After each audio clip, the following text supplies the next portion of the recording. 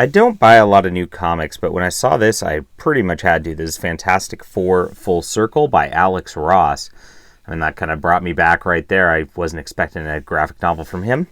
It's a little bigger than a normal size comic. It's like, I'd say it's a little wider. It's kind of like that European comic style. It seems like that's what he wanted to go for with this, and it is here. Cool.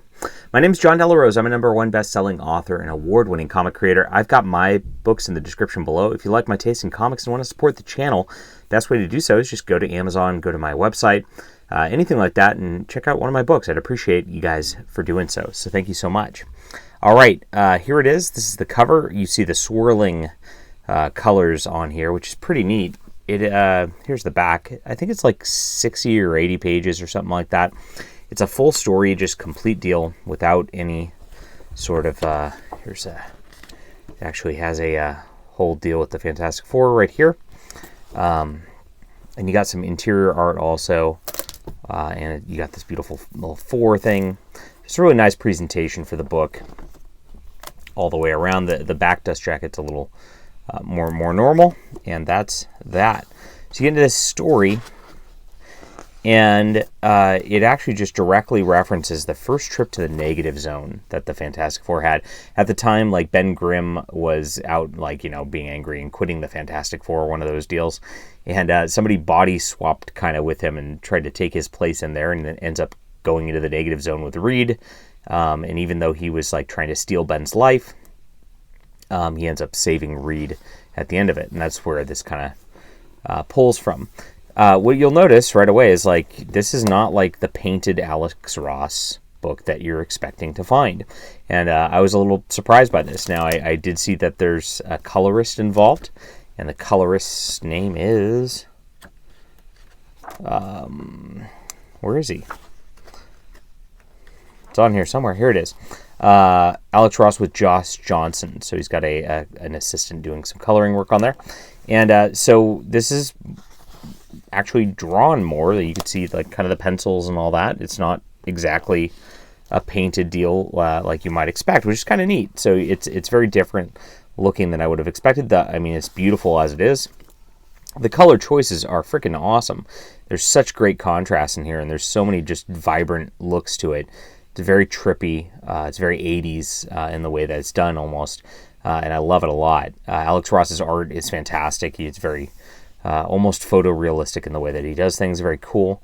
It's very different, just depending panel to panel. I mean, you can see there's, like, some really intense thing moments here, and then you could see some, like, very pencil-colored Sue Storm right here, and just, like, I mean, every figure just looks beautiful. But the guy wakes up story-wise. It's kind of interesting. So it's like, how does Alex Ross write a story? He's drawn a lot of beautiful covers over the years. Just love all the Sue Storm images. He just draws her so beautifully.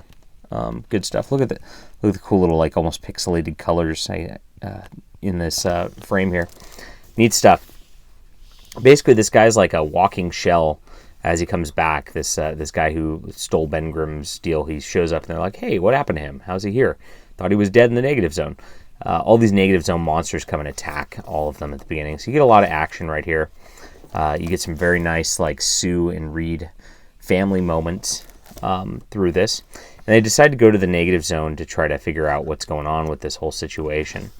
They go off and do that. And here's some cool, this very Kirby-esque trip into the negative zone here that, with these, like, little collages with the Fantastic Four on top of them. Very nice homage there. And then they end up, look at this double page spread. They end up, like, in Annihilus's chambers right here. And here's Annihilus just feeding on craziness. Look at the colors. It's just such a cool, vibrant thing. Oh my gosh. I'm gushing too much. I'm sorry. But the pacing goes along pretty well. And so the characters all sound like the characters that I know and love of the Fantastic Four. It's very classic.